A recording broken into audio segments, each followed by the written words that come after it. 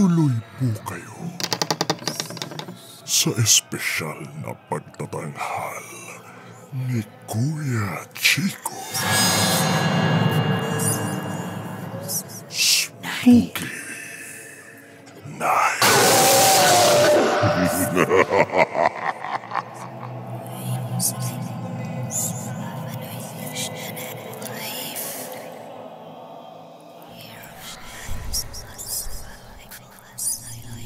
Spooky.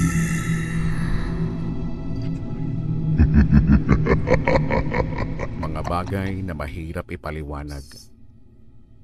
Mga pangyayaring bubulabog sa iyong kaisipan at karanasang hindi malilimutan. Ako po si Kuya Chico. Ngayong gabi, sama-sama nating pakinggan ang mga kwento ng kababalaghan dito sa Spooky Night.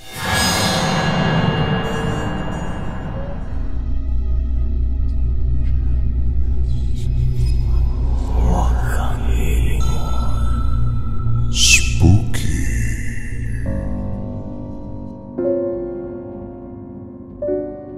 Alright, simulan natin ang gabing ito with our first story na pinadala sa atin ni Zed. Spooky. Hi Kuya Chicks, matagal ko nang gusto mag-share sa'yo ever since pa. Nagsawa na ako kaka-replay ng recorded mong on-air at sa YouTube dati. Yung isa-share ko is yung experience ko nung elementary ako. Grade 4 student ako noon at ang kwento ko ay nangyari sa dati naming bahay sa FTI compound sa PNR Taguig. Afternoon class ang schedule ko noon, Kuya Chico, at umuwi ako galing school ay hapon na. Yung tipong malapit na mag-agaw ang liwanag at dilim. Ang routine ko noong mga panahon na yon ay pagka-uwian, nilalakad ko lang from school para matipid ko yung budget ko sa pamasahe. Kasama sa routine ko noon ang pagsama sa nanay kong mamalengke nang uulamin sa gabi pagka-uwi ko galing school. Hanggang sa dumating ang araw na hindi ko makakalimutang experience ko sa pagkabata ko na hindi pangkaraniwan. Isang hapon, habang pauwi ako galing sa school, malapit na ako sa amin at nakasalubong ko si Mama na siya namang papunta na sa palengke noong mga oras na yon. Gaya nga ng sabi ko, kasama na sa routine ko ang pagsama sa kanya sa palengke. Kaya nung makita ko siya, agad ko siyang nilapitan para sabihin sasama ako sa kanya kahit hindi pa ako nakakauwi at nagbihis. Pagkatapos naming mamalengke ni Mama, habang naglalakad kami pauwi ay nadaanan ko yung mga kaibigan ko na naglalaro sa arcade. Nagpaalam ako kay Mama na mauna na siya dahil makikipaglaro din muna ako sa mga kaibigan ko sa arcade. Pinayagan naman ako ni Mama pero sinabihan akong wag na akong mag-isang oras dahil baka abutan pa ako ng tatay ko sa labas. After 15 minutes kong paglalaro, naalala ko nga ang sinabi ni Mama kaya dali-dali akong uwi. Maliit lang yung inuupahan namin, Kuya Chico. Yung lababo namin ay nakatapat sa pinto. Kaya makikita sa labas kung may nagluluto or nag-aasikaso sa kusina. Habang naglalakad ako pa uwi, papalapit na ako sa amin at ang tanging ilaw lang na nagbibigay ng liwanag sa labas ay yung ilaw mula sa pinto sa tapat ng lababo. Medyo malayo pa ako sa bahay ay meron na akong tao na naaninag sa lababo na parang nag-aasikaso. Hindi klaro nung una sa paningin ko kung sino yung tao na nakikita ko dahil medyo malayo pa ako nun. Pero kahit malayo pa ako, alam kong hindi taga sa amin or hindi namin kasama sa bahay yung nakikita ko. Nagtataka ako kung sino yung taong nakikita ko, Kuya Chicks. Hindi ako agad lumapit at pumasok dahil nagtataka ako sa naaninag ko. Lalaki yung nasa lababo namin na nakatalikod. Nagsimulang mas lalo akong kinabahan nang biglang nakita ko na nag-iba yung itsura ng tao na yon, Kuya Chico. Spooky. Doppelganger ang nakita ko, Kuya Chico. Unti-unti kong nakita na naging kaitsura ito ni Mama. Sobrang nanlamig ako that time. Hindi ko alam kung ano yung nangyari. Hindi ko pa rin alam yung bagay na doppelganger that time. Kahit kinakabahan at nanginginig sa takot, nauutal-utal akong sumigaw ng Mama sa tapat ng pinto namin.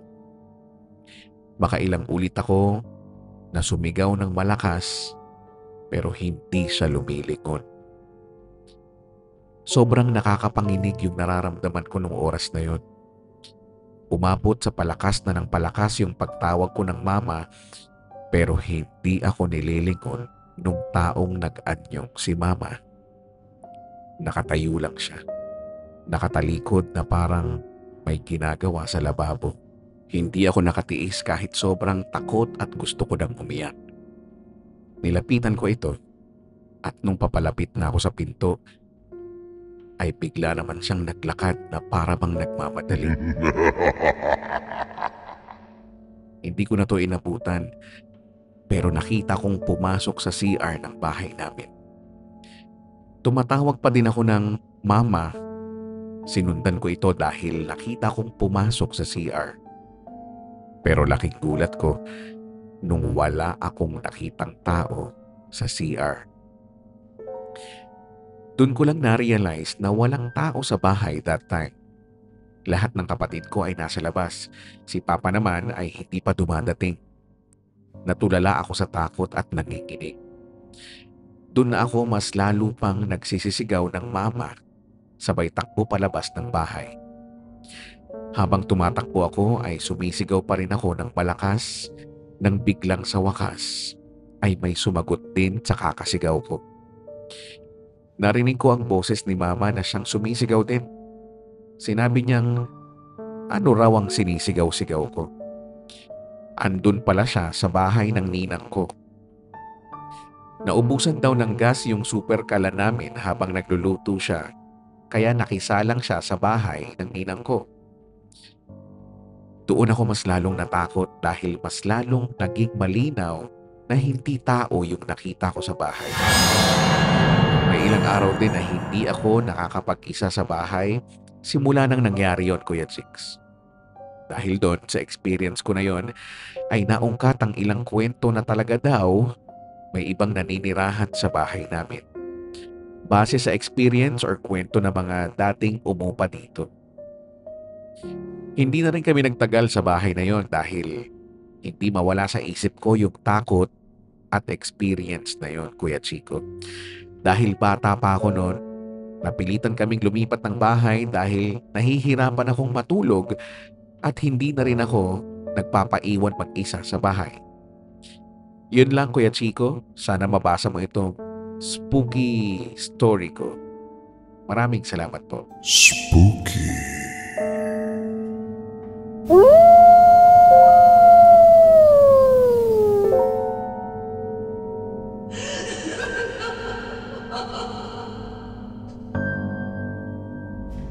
So, yun na nga. Sa mga kapapasok lang, good evening and welcome sa 2025 edition ng Spooky Nights. So, ituloy natin with our second story. This time, pinadala sa atin ni Liza. Spooky. Hello, Kuya Chico. Ito totoo talagang nangyari sa akin sa opisina namin sa may QC. Katabi ng Sogo yun eh. So, yun na nga. Maaga kasi akong pumapasok parati dahil manggagaling pa ako ng Antipolo. One time, dumating ako ng bandang 6 a.m. So, kumusta naman yon? 8 a.m. pa ang working hours ko. At alam kong ako pa lang ang tao sa department namin. May hawak din akong susi kasi nga masipag nga ako. Tulad ng lagi kong ginagawa sa araw-araw, doon ako sa pwesto ko magme-makeup. Pagkatapos, bababa ng isang floor para kumuha ng mainit na tubig for coffee. Then, pagbalik ko ng around 6:20 a.m., pagkaupo ko sa pwesto ko, ay may nag-doorbell. Binuksan ko kasi may button naman ako under my desk. Nakangiti pa si Loka. Nakaitim na nakapantalon. May dalang folder. Kilala ko naman kung sino siya, so hinihintay ko siyang tumingin sa akin. Kaso, hindi naman siya tumitingin. Dinedma ako ni bakla. Pagkatapos, after seconds lang, umalis din siyang nakangiti. Yung para bang abot hanggang tenga yung ngiti niya, pero hindi pa rin niya ako pinapansin. Maya-maya pa, mga bandang 7:50 a.m., may dumating ng kasamahan ko. Nagtsikahan kami, ganun. Wala pa kasing mga boss nun. Then, naisip ko, yung kaninang maagang pumasok. Kasi yung sekretary, pumunta sa pwesto ko. Tinanong ko kung may folder ba sa desk niya, kaso wala naman daw. O edi okay. So, sinubukan kong tawagan yung umakyat na babaeng nakita ko kasi nga, kilala ko naman siya. Pero, wala pa daw siya sa pwesto niya. Ibig sabihin, hindi pa daw siya nakakapasok. Kinabahan ako kasi nga maraming kwento-kwento doon sa floor namin. Mabibilang lang sa kamay ang tao sa floor namin kasi puro boss ang kasama namin doon. Yung nasa harapan kong kasamahan ko, nag-insist na pumunta ng IT department at ipacheck yung CCTV around 6 to 8 a.m. Pagbalik niya sa akin, nagulat ako sa kinuwento niya. Wala daw nakitang babae na nakaitim. Pero, nakitang bumukas yung pintuan na parang may pumasok. Spooky.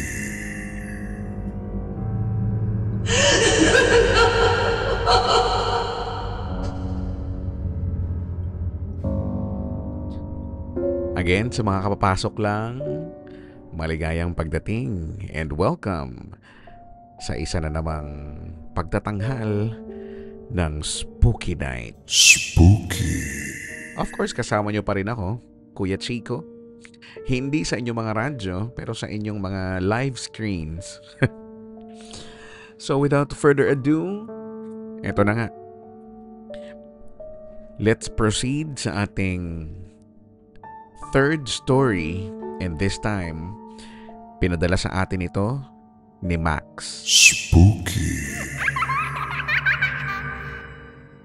Good evening, Kuya Chico. I hope you're perfectly fine. Itago nyo na lang po ako sa pangalang Max. Minabuti ko na pong itago ang pangalan ko dahil ang ibabahagi kong storya ay sakop pa ng mga panahong mahal pa niya ako. Scary. Nangyari po ito sa isang subdivision sa Marilao, Bulacan. Hindi ko na po tutukuyin mismo kung saan. Yung may-ari po kasi ng bahay ay nakatira na sa ibang bansa. Mga tito po ng ex ko ang may-ari ng bahay at pinsan niya ang caretaker. Kapag po may free time kami ay dinadalaw namin siya doon. Maganda naman po yung bahay kaso yung ambience kasi parang palaging may nakatingin sa'yo. Dalawa sa marami kong karanasan sa bahay na yon ang ibabahagi ko. Una, nagpunta kami sa bahay na yon dahil napagkatuwaan naming i-surprise visit ang pinsan niya at mag-overnight na din. Gabi na nang makarating kami, kaso wala pang tao. Tinawagan namin ang pinsan niya at sinabi nito na babalik lang din naman daw siya. Mauna na daw kami sa loob ng bahay. Iniwan niya daw yung susi doon sa taguan. So kami, kahit takot pumasok, ay pumasok pa din kami. Maghahating gabi na nung nag-text yung pinsan niya na bukas na lang daw siya susunod dahil may bigla daw siyang aasikasuhin. So, pumasok na kami nung ex ko sa kwarto para sana matulog na.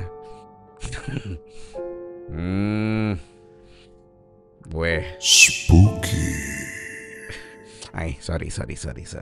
Spooky pala to, spooky. Pumasok na kami nung ex ko sa kwarto para sana matulog na. Dahil ayaw din naman naming magstay talaga kahit sa sala. Syempre, solo namin yung bahay, di matik na. Habang nasa ibabaw ako ng kamunduhan naming dalawa, napatingin ako sa bintana. Natigil ako nang makakita ako ng isang anino na pakiramdam ko ay nakatingin din sa akin. Kitang-kita ko ito kahit nakasarado ang bintana dahil gawa ito sa jealousy. Lalaki ito, base sa hubog ng anino. Alam mo yung parang nagkatitigan kayo? Halos mapako ako sa dahil sa gulat. Wala kasing ibang pwedeng sumilip doon. Bukod sa nakalak yung gate sa labas, wala kaming kasamang iba. Kami lang talagang dalawa. Ang mas ikinagulat ko pa, nung umalis yung anino, hindi naman ito naglakad. Alam mo kasi yung itsura ng lakad kahit pa anino lang ito. Hindi nga to tumagilid bago umalis. Yung nakita ko, para lang siyang hinawi ng hangin. Ano yon, naka-waveboard?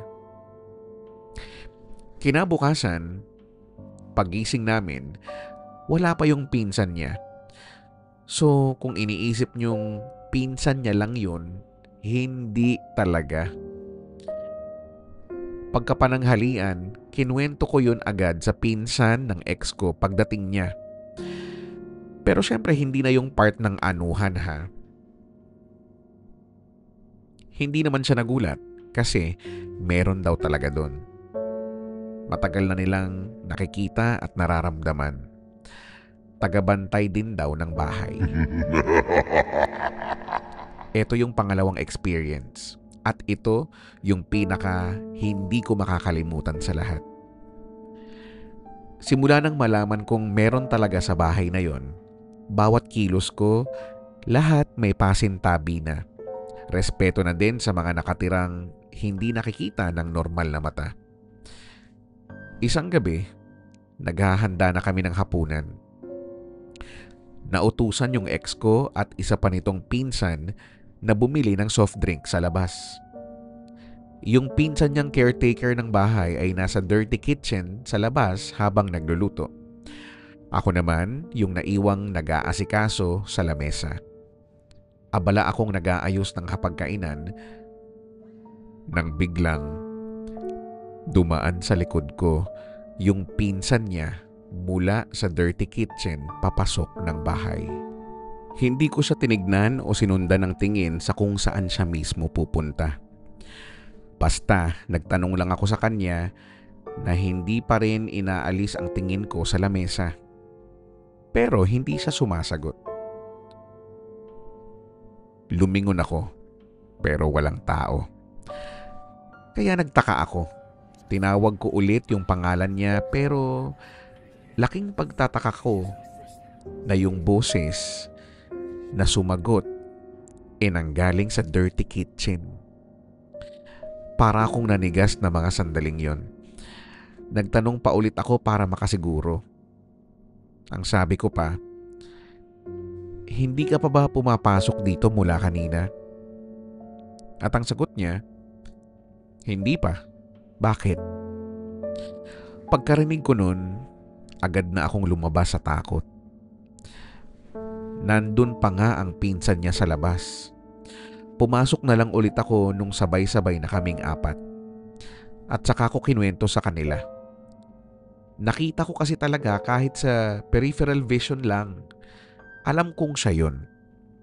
Hindi ba't kapag matagal na nating kilala ang isang tao at sobrang close mo pa, kahit malayo pa lang o kahit sa gilid lang ng mata mo, makikilala mo siya eh. Mula sa katawan, tangkad, lakad, pananamit, alam mong siya yun.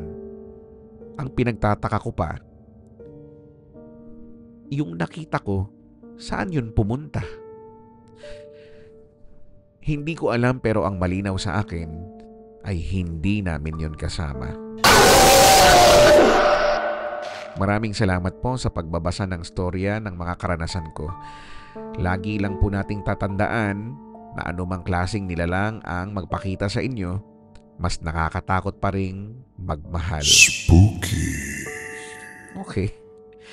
Thank you, Kuya Chico. More power po sa inyo. God bless po. Oh, spooky.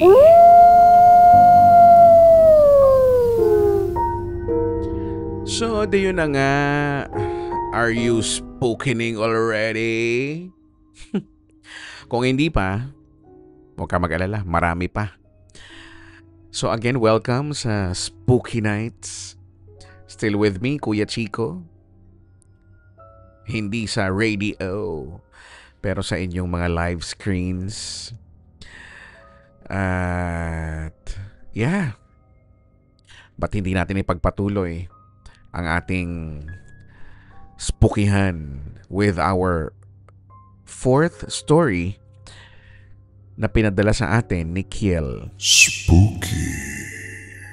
Ang sabi niya, magandang gabi, Kuya Mong Chico, at sa lahat ng tagapakinig. Ilabas mo na lang ang pangalan ko dahil maraming gustong magtago ng pangalan dito. Spooky. Gusto ko pong ibahagi ang isang spooky experience ng aking tita sa isang hospital somewhere in Laguna. Naikwento niya ito kinagabihan habang nasa sasakyan kami pauwi dahil kakadischarge lang ni Tito sa hospital.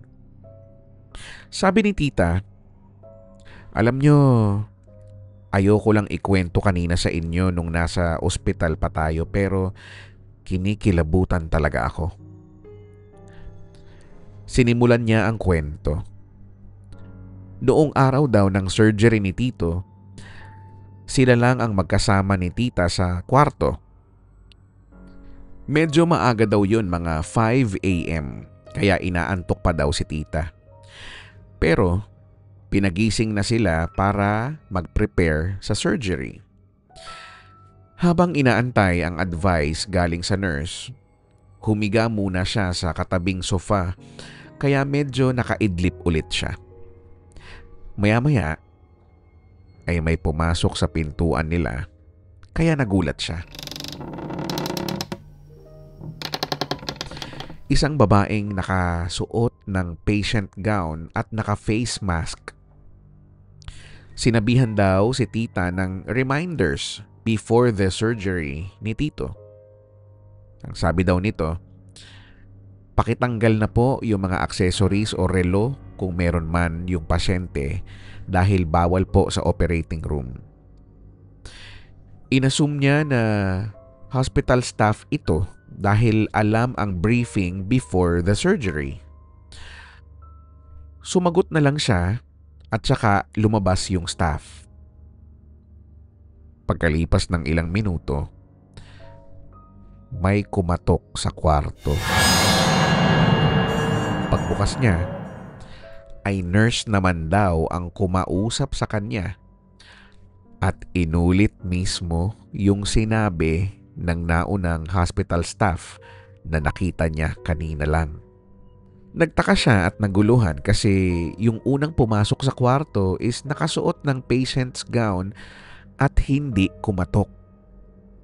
Kaya after magsalita ng nurse ay tinanong niya ito, Ang sabi niya, hindi ba may pumunta na po dito kanina na staff nyo para mag-briefing? Pero ang sagot daw ng nurse, wala pa pong nagra-rounds kanina ma'am. Ngayon pa lang po.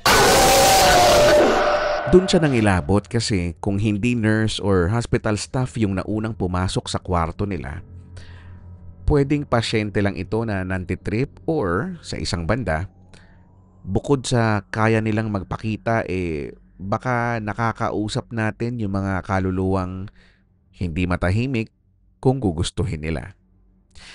Ayun lang naman Kuya Chicks, and more power. Spooky. Magandang gabi. Okay. Let's proceed. Again, sa mga kakarating lang, welcome sa ating taunang tradisyon. At ito nga po ang Spooky Nights. Kasama pa rin ako, Kuya Chico. And huwag na nating patagalin. Tuloy-tuloy na tayo sa ating panglimang storya. At ito ay pinadala sa atin ni Rain. Spooky. Magandang gabi po, Kuya Chico. Ako po si Rain. Gusto ko lang din po i-share ang di malilimutang spooky experience ko noon. Nangyari po ito noong first year college pa po ako. Kakatapos lang ng first semester noon nang maimbitahan ako ng kaklase ko nung high school na pumasyal sa perya nila sa may Pasig. Isang malawak na bakanting lote po ang pinagpwestuhan ng perya nila at sa tapat po noon ay ang highway mismo. Kung di po ako nagkakamali, yung highway na from Antipolo to EDSA. Ang saya po ng gabi na yon. Pinasubok niya ako sa lahat ng mga rides nila, mga palaro at street foods. Pagkatapos po nun, nung gabi na, nagsara na po ang perya at inaya ako ng family niya na mag-inom at malaki daw kasi ang kinita nila doon. Kami pong dalawa ni JJ ang nautusang bumili ng alak. Since hating gabi na po yun, ay kinailangan na po naming tumawid sa kabilang kalsada para makahanap ng tindahan. Sa overpass po kami dumaan. Pagkatawid po namin, isang saradong palengke pala yun, yung wet market. Napakadilim at ang lamig. Para bang may ibang bumati sa amin nung oras na yon. Ilang minuto pa at nakabili na rin kami, ay bumalik na rin kami. Paakyat pa lang po ulit kami sa overpass, ay ramdam na namin na may nakasunod sa aming ibang tao. Pero malayo po ang mga hakbang niya. Nung nasa taas na kami ng overpass ay para bang ang lapit na kaagad sa amin, samantalang ang layo lang naman niya kanina. Di po namin siya nilingon kasi busy din kaming magkwentuhan. Hanggang sa naramdaman naming bumilis ang lakad ng nasa likod namin at ramdam naming sa gitna naming dalawa sa dadaan, kaya napatigil kami para paunahin siya. Mga ilang segundo pa ang lumipas at nagkatinginan kaming dalawa bago lumingon sa likod. Pero pagtingin namin, walang tao. Nagkatinginan po ulit kami ng kasama ko at tahimik pero mabilis kaming naglakad. Hindi kami nag-usap. Hindi na din kami nagtinginan. Alam naming iba na ang nangyayari. At nang makababa kami, sabay kaming ngumiti at nagtinginan. Yung bang nakasurvive ng ngiti. Pero, mga 5 steps away pa lang, ay biglang may tumatakbong pababa ng overpass. At doon na po kami napatakbo. Hanggang dito na lang po at salamat po sa pagbasa. more power. Spooky. Spooky.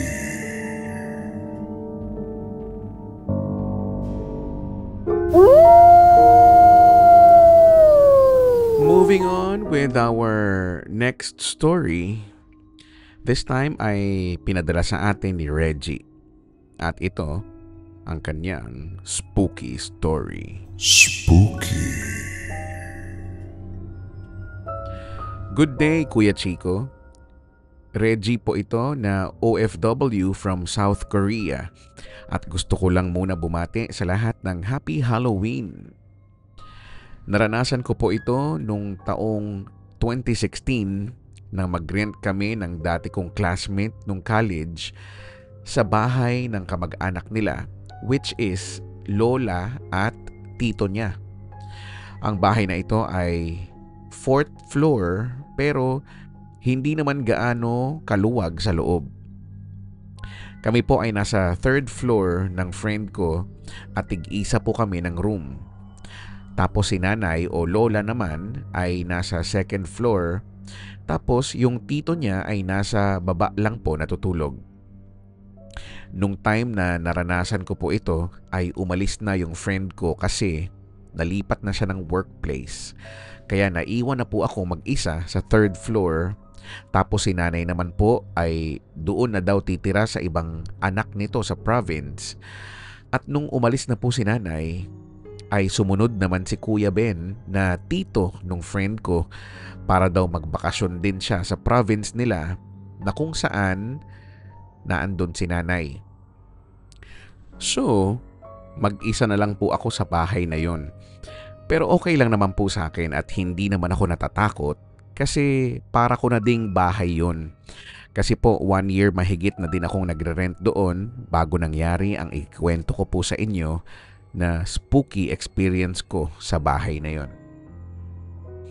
First week ko po ay okay naman ako at natutuwa pa nga po ako dahil solo ko lang yung bahay hanggang sa nangyari na nga po ang hindi ko inaasahan.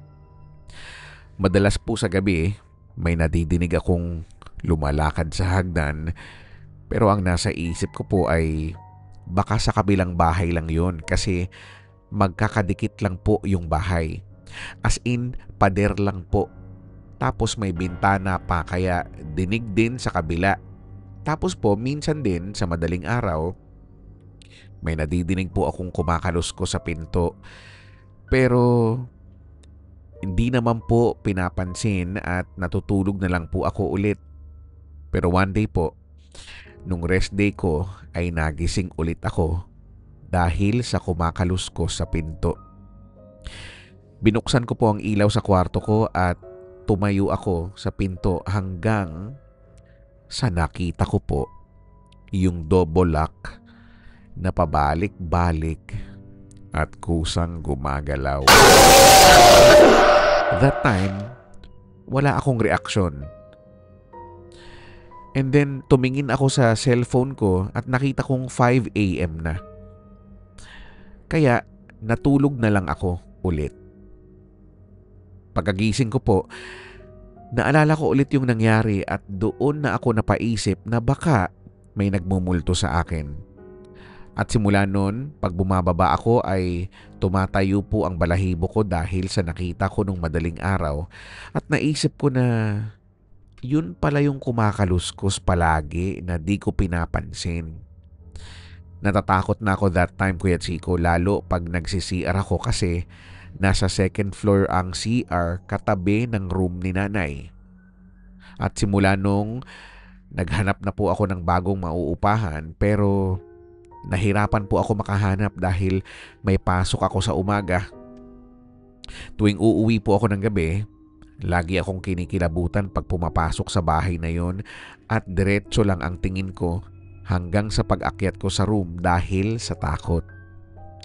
And that night, Kuya Chico, bago ako matulog, mas nakakatakot pa ang nangyari sa akin. Patay na ang ilaw at ready na akong matulog hanggang sa yung dating naglalakad lang na naririnig ko ay bigla-bigla na lang patakbo na sa hagdanan na sobrang lakas ng hakbang dahil dinig na dinig ko hanggang sa makarating na sa harap ng pintuan sa labas ng kwarto. Bigla po siyang huminto at alam kong nasa harapan lang siya ng pintuan ko. At pagkatapos, pilit niyang binubuksan ang pinto at kinakalabog niya. Nung time na yon, nagdasal na lang ako at nagsalita na tigilan mo na ako, aalis na ako dito. Tumigil naman after ng ilang minuto at sinubukan ko na ulit matulog nang hindi nagpapatay ng ilaw. At nakatalukbong ako pero hindi naman ako masyadong nakatulog, Kuya Chico, dahil sa sobrang takot. Nung araw na yon, hindi na po ako nakaligo sa kaba. Gumayak na lang ako at nagmadaling bumaba para pumasok ng trabaho. Sinabi ko po yung nangyari na yon sa bisor ko at ang sabi niya, umalis ka na dyan at kinakabahan ako para sa'yo. Nakakaramdam at nakakakita po kasi siya. And thank you Lord dahil may nakita daw yung kawork ko na malapit sa mall, and that night, naglipat po agad ako dahil sa takot. Pag-uwi ko po at pagpasok sa bahay na yon, halos lahat ng buhok ko tumaas sa sobrang kilabot at pagpasok ko sa bahay, ginayak ko na lahat ng damit ko at nagmadaling umalis ng gabing yon. Hindi ko po makakalimutan yung last night ko doon dahil iba na po talaga ang nararamdaman ko. Hindi ko maisip na may nananakot lang kasi nakalak ang pintuan at may double lock din. At saka, paano i-explain yung double lock doon sa kwarto ko na nakita kong pabalik-balik at gumagalaw mag-isa?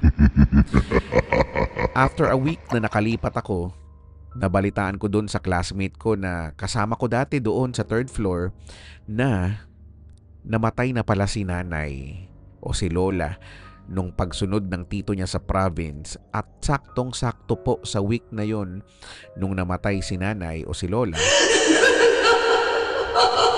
Kayo na po ang manghusga, Kuya Chico. Maraming salamat po sa pagpili ng aking spooky experience. God bless and more power. Spooky.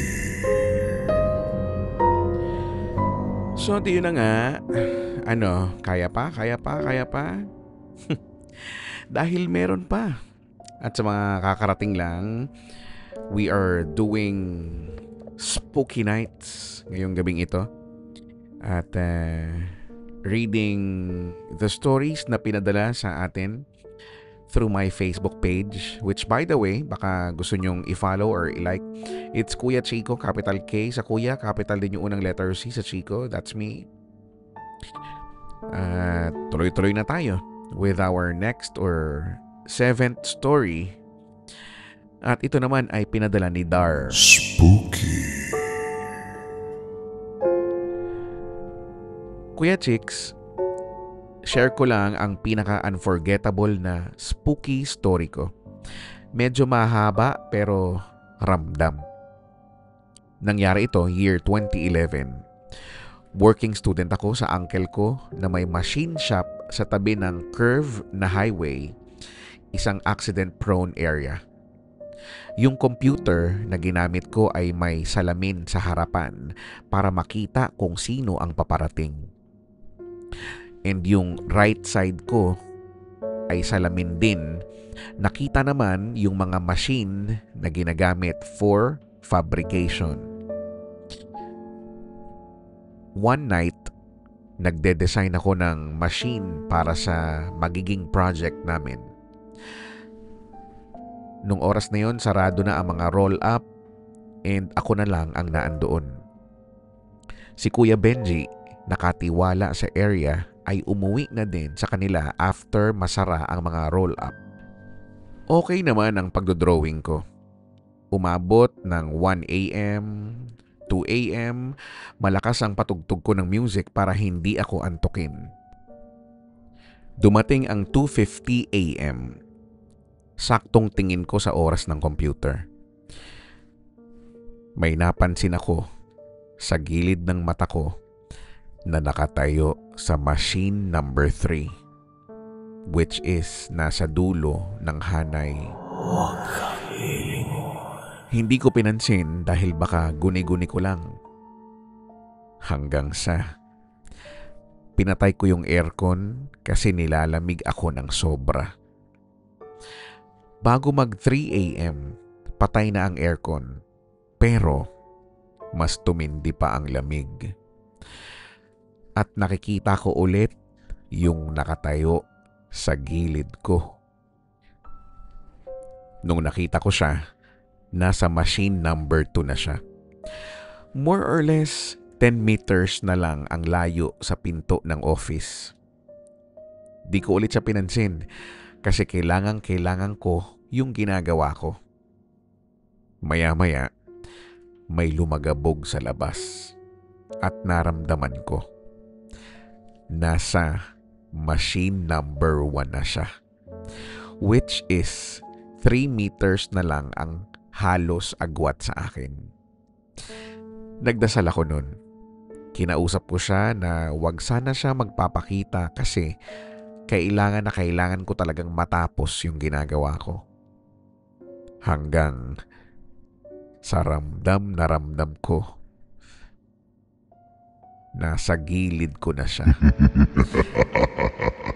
Nasa gilid na siya ng bintana at nakatingin sa akin.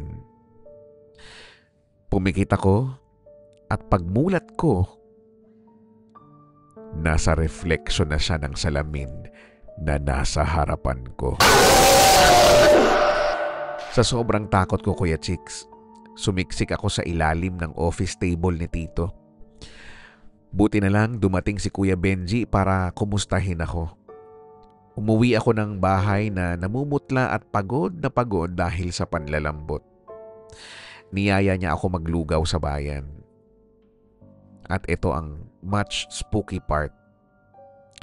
Nakarating ako ng bahay, mag-aalas 4 na ng umaga.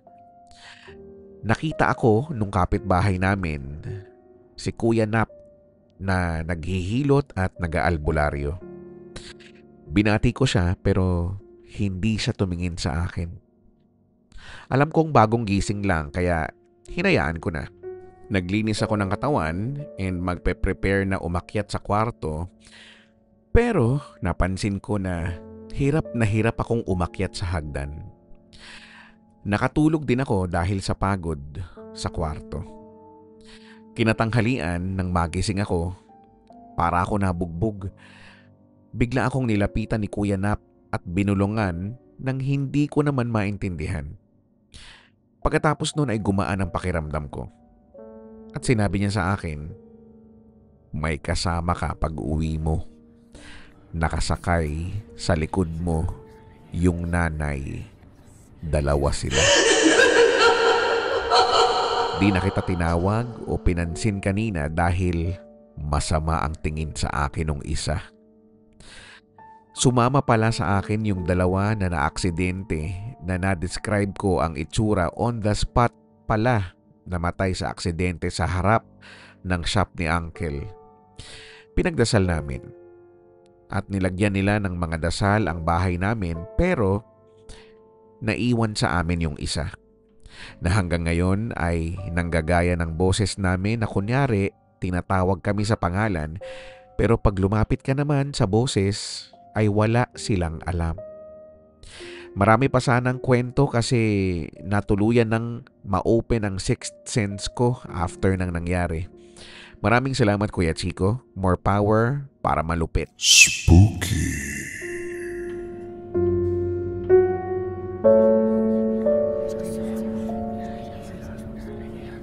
So, yun na nga. Tuloy-tuloy pa rin tayo sa ating Spooky Nights.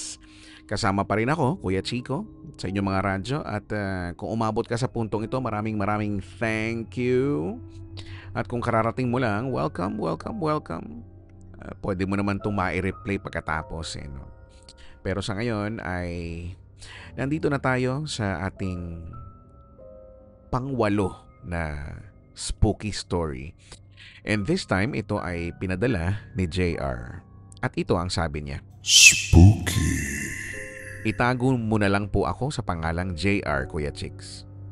Gusto ko lang po i-share ang experience ko last year sa company dito sa Dasma, Cavite. Nagtatrabaho po ako as janitor. At the same time, tumutulong din kami sa mga production worker.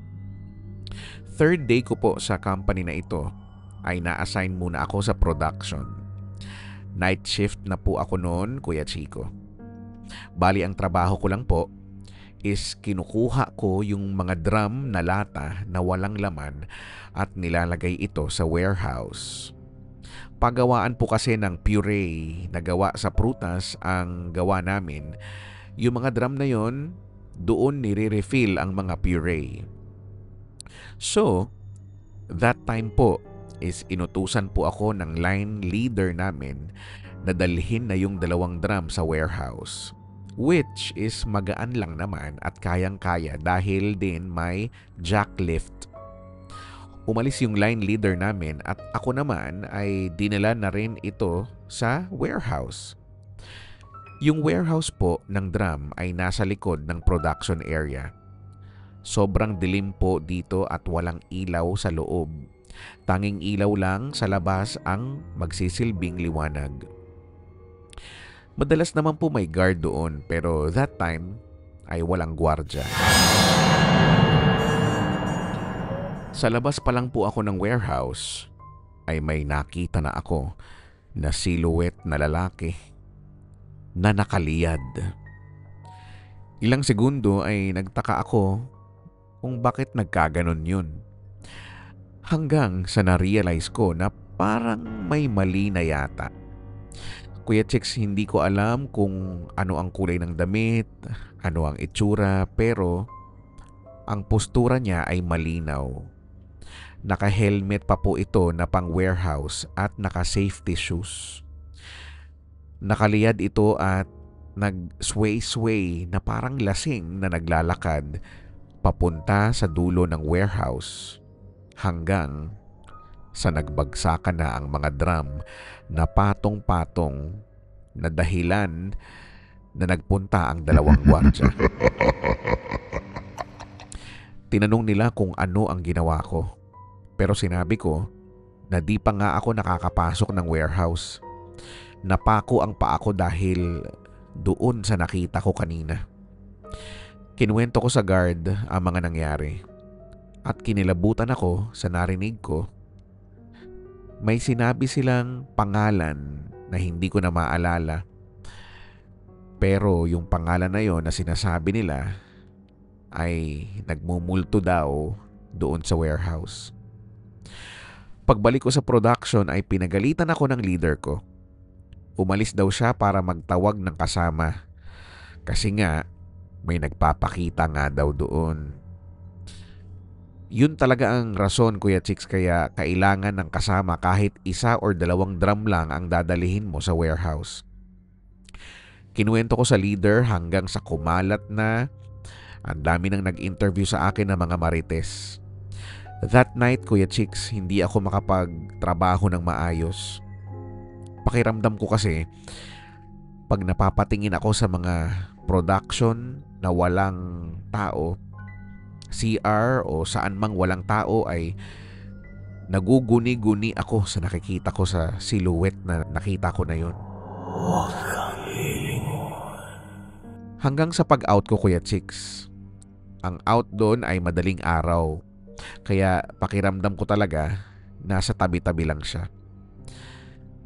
Super po akong natakot that time.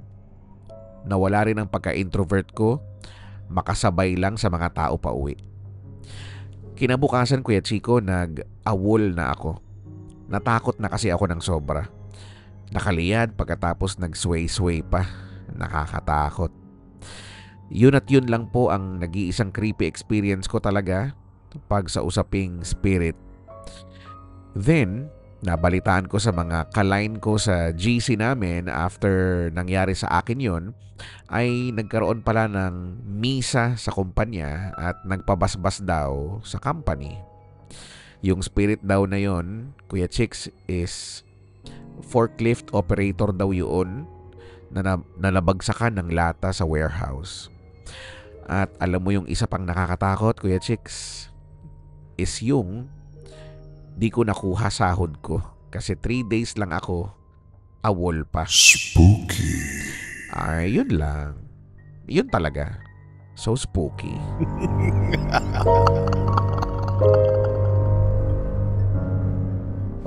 Alright, okay. Unat-unat muna, hikab-hikab, CR. At medyo papalapit na rin tayo sa ating last story. Pero hindi pa naman. So ituloy-tuloy na natin. Eto na, ang ating story number 9. And this time, ito ay pinadala ni M. Spooky. Good evening, Kuya Chicks. Isa po akong healthcare worker. Share ko lang po ang spooky experience ko sa dorm ko dati. Explain ko lang po yung dorm ko. Katabi siya ng kambal na simbahan sa Sampaloc. Sa mga nakakaalam, quiet na lang po kayo. Doon na ako nagdo-dorm simula pa nung nagre-review ako for board exam hanggang sa nagkaroon na ako ng work. Malaki yung room. Mahigit 1 year akong mag-isa sa room kasi marami namang bakante kaya tig-iisa kami ng dormmates ko at dorm siya dati ng mga ate ko nung college pa sila. Hanggang 5th floor po yung building, yung 1st to 3rd floor lang po ang may laman and may mini chapel sa ground floor. Matagal na akong nakakaramdam ng kakaiba sa dorm pero hindi ko na lang pinapansin kasi the more na pinapansin ko ay the more na nagpaparamdam kaya dead man na lang. Hanggang one time, ka-FaceTime ko ang best friend ko. Tinanong niya ako kung may kasama ako sa dorm at sinabi ko na alam naman niya na solo ako palagi at bigla niyang pinatay ang call namin. Nagtatanong ako kung bakit pero sasabihin na lang daw niya pag nagkita na kami. Fast forward, nagkita na nga kami. Tinanong ko sa kanya kung bakit at sinabi niya sa akin na kaya hindi niya masabi ay dahil may lalaki sa tabi ko. At tinatawag yung pangalan ko ng 2 beses. Kaya pala pag may ka-FaceTime or pag may ka-call akong mga kaibigan, madalas tinatanong nila kung may kasama pa ako sa room kasi parang may nagsasalita daw. Pero hindi pa ako dun wholeheartedly makapaniwala, Kuya Chicks. Hanggang sa galing akong night duty and mga 7 AM na ako nakauwi. Meron akong mga shopping bags na hindi ko pa nabubuksan simula nung nabili ko. Kasi nga busy ako kaka-duty at nakalagay lang ito sa gilid ng kama ko. Pagkatapos kong maligo, nakatulog na kaagad ako. Naalimpungatan ako after hours and then nakita ko nakakumot na sa akin yung isang damit na galing sa shopping bag. Kaya after ilang weeks, napag-isipan ko na umalis na sa dorm kasi dati kaya ko pa sila i-ignore pero hindi ko na kinaya yung nangyari. Imposibleng ako po yung nagkumot kasi may kumot naman sa kama ko at medyo malayo sa kama yung mga shopping bags. Yun lang po, Kuya Chico. God bless and more power to you. Fan po ako since 11 years old ako. 25 na po ako ngayon. Thank you po sa pagbasa ng story ko. Sana everyday spooky. Mabuhay ka. Spooky.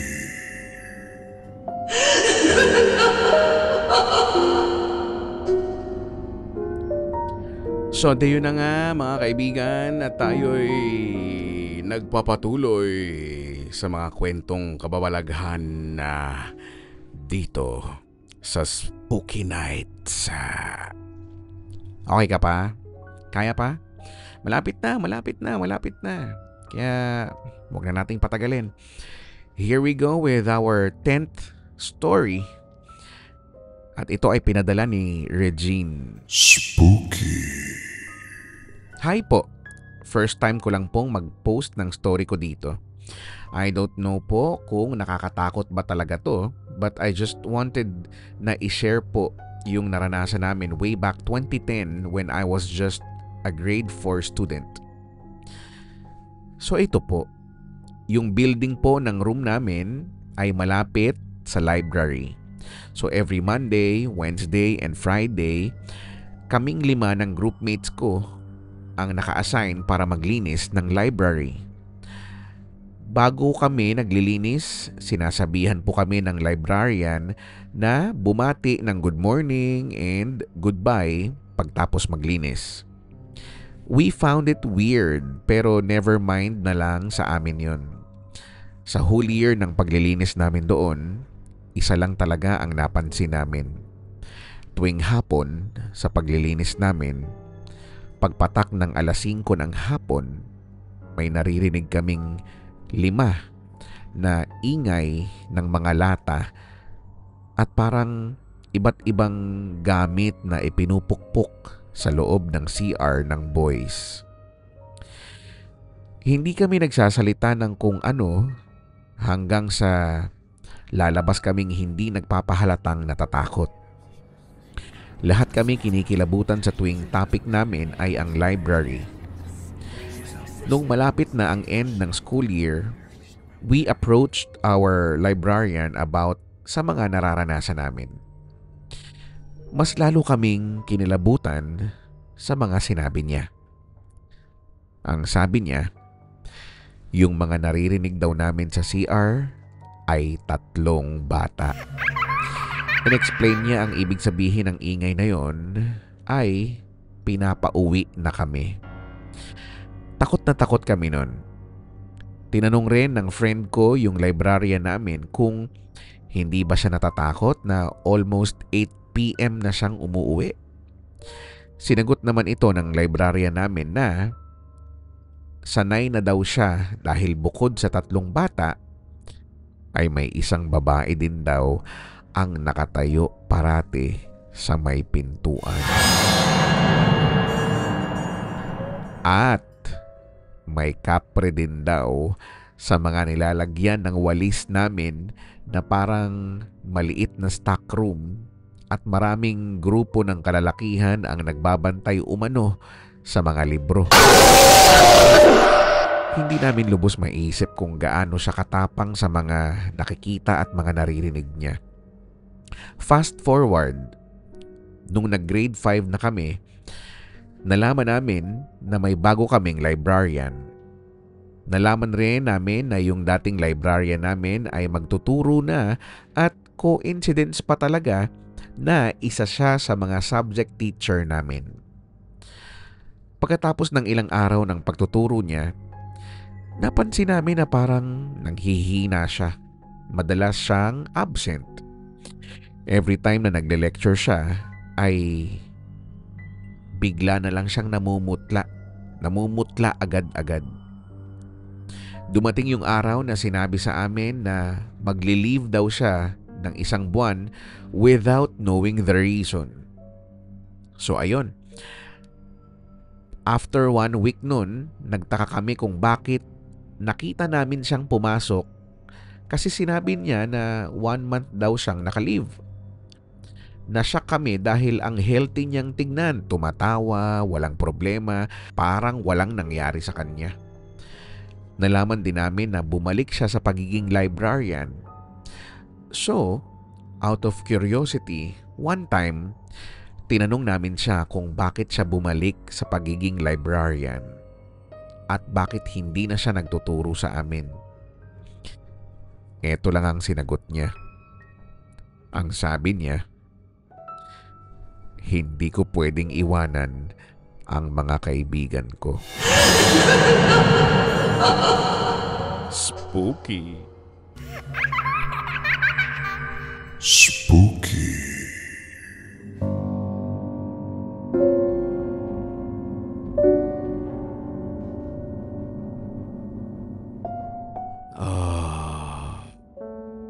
Okay ka pa ba?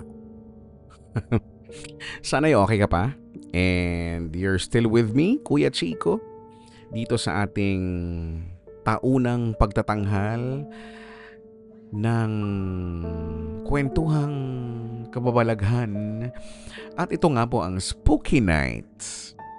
So we are down to second to the last story for this year. At ito ay galing kay Luchel. Spooky. Good evening, Your Humbleness, Chico. Matagal na po akong listener ninyo since 2011 sa ibang station pa po. I would like to share my experience with my boyfriend last 2018 sa isang casino mall sa Manila. That time po kasi merong tunnel of lights noon sa mall na yon. It was around 8 p.m. nung pumasyal kami doon since malapit nga lang doon yung bahay ng boyfriend ko. I was curious din kasi kung anong itsura noon since lagi po siyang nagte-trending. As usual, we were taking some pictures habang nasa loob ng tunnel of lights. Pagpasok namin, okay naman, maraming tao, may mga batang nagtatakbuhan pa. Nung malapit na kami sa dulo ng tunnel of light, I suddenly opened my front camera para makapag-selfie kami. Pagkaangat ng camera ko, bigla-bigla na lang may lumitaw sa likod namin ng boyfriend ko na babaeng nakaputi at napakalalim ng mata. Nakangiti siya sa amin na para bang nakikipicture din sa amin. I can still remember na sobrang putla niya at nag-uugat yung leeg niya.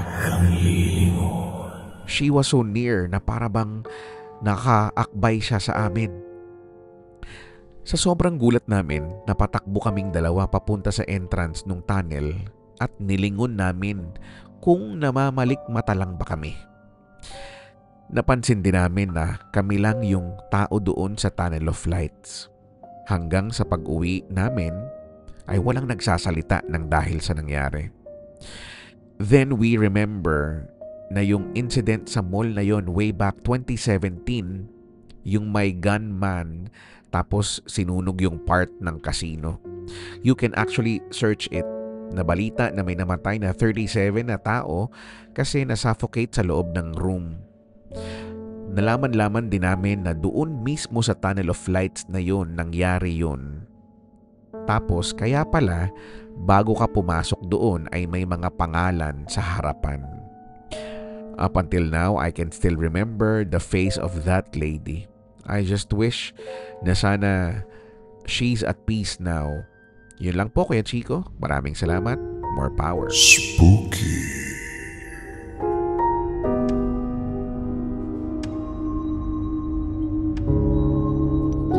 Aha, buhay ka pa.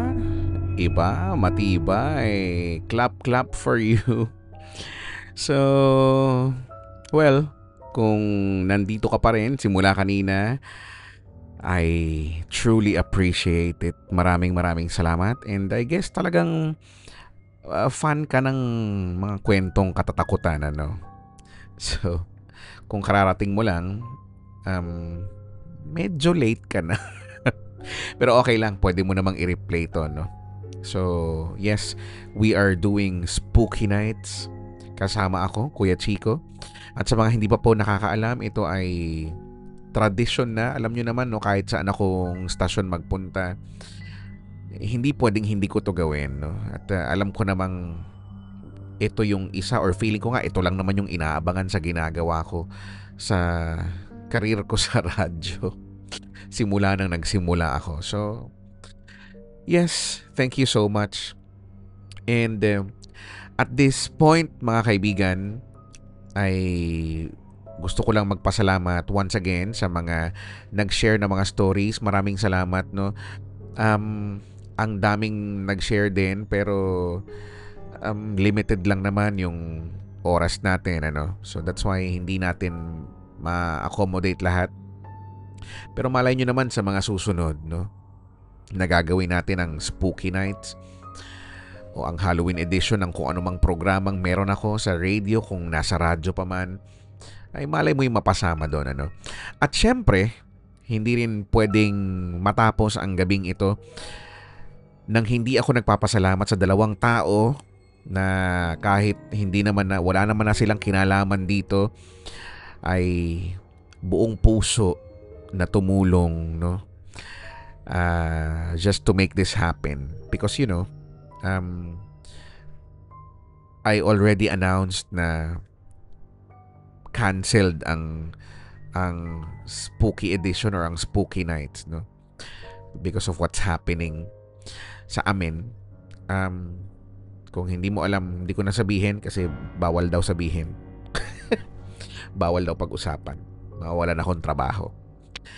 But yeah. Okay. So, pero I realized na hinahanap nyo, kinukulit nyo ako, and oo nga naman, ano, this is already a tradition. At kahit naman din ako, naintindihan ko naman na parang ang hirap namang basta-basta na lang mawala yung taon-taon mo nang inaabangan. Kultura na, tradisyon na nga, sabi nga, di ba? So, again, gusto ko magpasalamat dito sa dalawang tao na ito. Without them, this won't be possible. Maraming salamat kay Dan Capuson, kay Kuya Mong Dan. Spooky. Maraming salamat, you the best, Dan. At ang isa pang the best among the rest ay si Kuya Mong Makoy, si Tito Max, Spooky. si Mark Ramos Marcos, ang mga dati kong kasamahan, no, sa MOR. So, I love you guys. I love you like... never mind. Charot. Pero maraming salamat kay Kuya Dan at kay Kuya Makoy. Salamat. Ay, natatakot ako paano ako babawi sa inyo, ano. Pero, tsaka ko naiisipin yan. Dahil, andito na tayo sa portion ng ating last story for tonight and this year, no? At ito ay pinadala sa atin ni Rin, R-I-N. At ito ang sabi niya. Spooky. Hi, Kuya Chicks. This is a dummy account, but I am a genuine listener to you and your programs. You may call me Rin na lang. Pero hindi kita matiis eh. Kaya gumawa ako ng isa pang account para makinig lang sa'yo live. Anyways, ito kasing dream ko, panaginip ko, hindi siya totally spooky but spooky-ish lang before ako mag-deactivate ng lumang FB account ko. May high school close friend ako na kilala ko, family, and kilala din ako ng family niya. Pero nawalan na kami ng contact after college graduation dahil, alam mo naman, kanya-kanyang ruta na ng buhay. Panaka-naka na lang din akong mag-online sa social media dahil sa sobrang hectic ng workload namin. Sa education siya, sa construction ako. Kaya nawalan din ako ng updates sa mga buhay namin. But still, the friendship is still there. Nangyari ito mid-2021 or 2022-ish. Kasagsagan ng lockdown dahil sa COVID. Napanaginipan ko si close high school friend ko. Nasa quadrangle daw kami ng high school alma mater namin. Parang students ulit kami. Magkatabi kaming nanonood ng isang sa isang seating area. Tapos parang nag-aalala daw ako sa friend ko. Hindi ko maalala kung bakit or ano. Sinabi ko sa friend ko ay parang warning or may pahamak daw na mangyayari sa nanay niya. Nakita ko pa nga si nanay niya like the usual soft-spoken person she always was. Nagising akong worried for her. So I chatted my friend and told her na Girl, napanaginipan ko kayo ni nanay. Kinuwento ko sa kanya yung naalala kong mga eksena sa panaginip. And then sabi ko sa kanya, pakisabi kay nanay mag-iingat siya palagi. Tapos sabi ni close friend sa akin, girl, wala na si nanay. Dahil sa COVID, last year pa. Natameme ako sa telepono. Hindi ako makapaniwala. Hindi ko alam. I felt guilty at the same time kasi wala ako noong panahon na nagluluksa pala si close friend ko. Sobrang bait pa man din ni nanay. Yes, nakikitawag ako sa kung ano ang tawag ng friends ko sa parents nila. I was always welcome sa kanila. Kapag may problema ako, siya ang pinupuntahan ko. Pero nung siya ang nagluluksa, I wasn't there. Wala ako dun. And if hindi ko pa talaga sila napanaginipan, hindi ko pa malalaman na wala na pala si nanay niya na naging sandigan talaga niya during student years namin. Laging attentive sa kung anong need ng friend ko, naghahatid sa school ng mga naiiwan from bahay nila. So gentle and soft-spoken na namana ng close friend ko and very supportive talaga. To nanay, I hope you're in peace and proud kay close friend. She's the best teacher out there. I know it. And I pray na si close friend ay makamit lahat ng blessings na deserve niya. Not spooky-ish, di ba? But I felt spooky nung time na yon, lalo na kasagsagan ng COVID na madaming nawalang mahal sa buhay. And unfortunately, pati si close friend ko ay nawala din. Ayun lang Kuya Chico. Thank you if mabasa mo ito, and more power sa radio shows mo. Will always follow and listen to you. Oh, nalungkot ako. Ano ba yun? But akala ko ba nakakatakot to? But ewan ko, I just felt the feels. You know what I'm saying? Heist. Anyway, spooky. Spooky.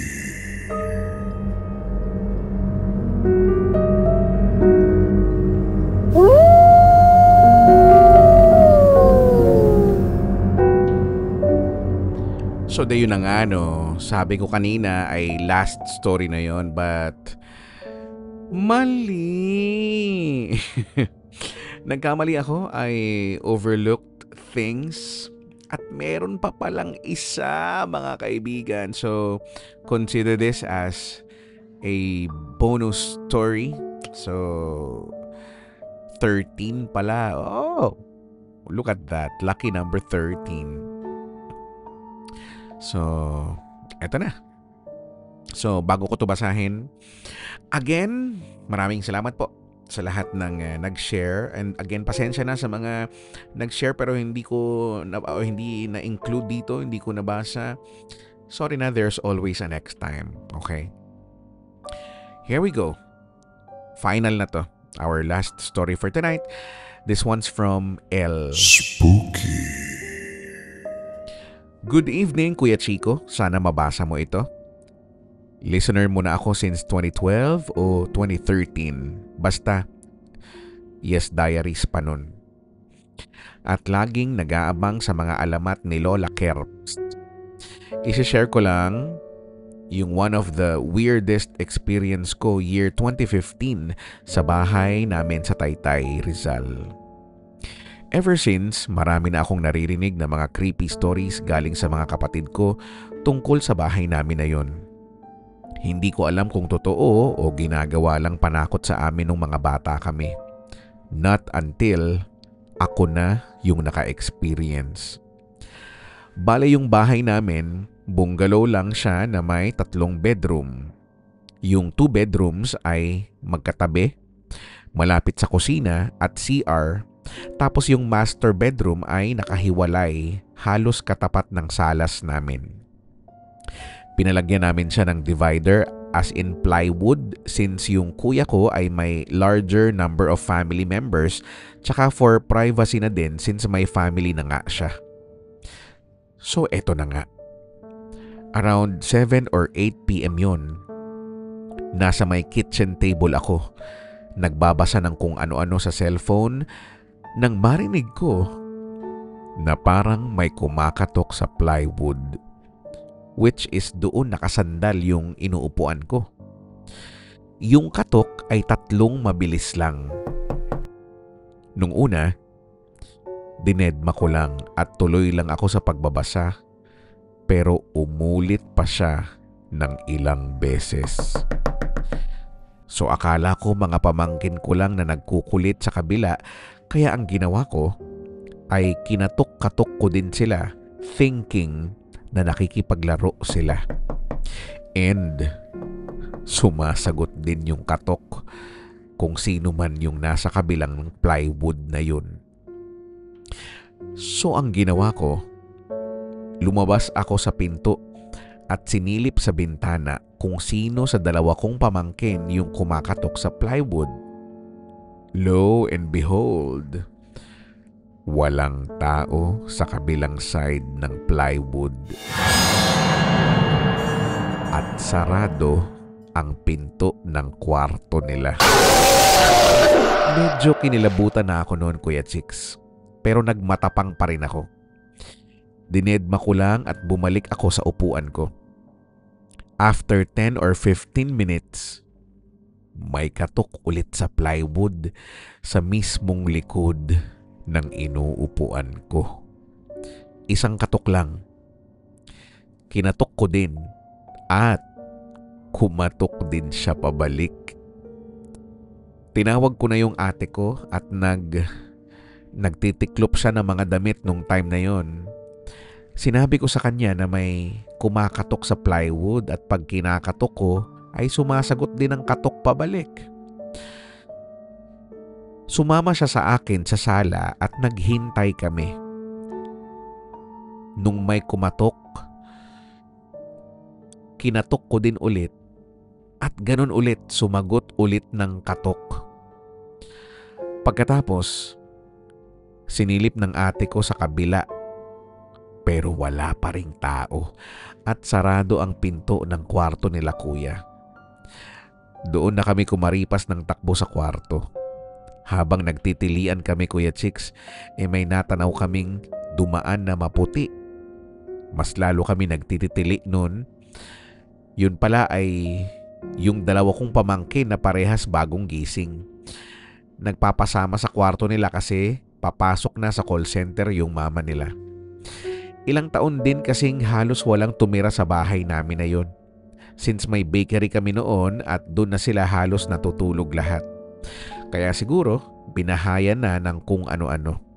Tsaka sabi din nila noon ay tapunan daw yun ng mga sinalvage bago naging subdivision. Yun lang, Kuya Chicks. More power sa show mo. Thank you. Oh, spooky. Spooky.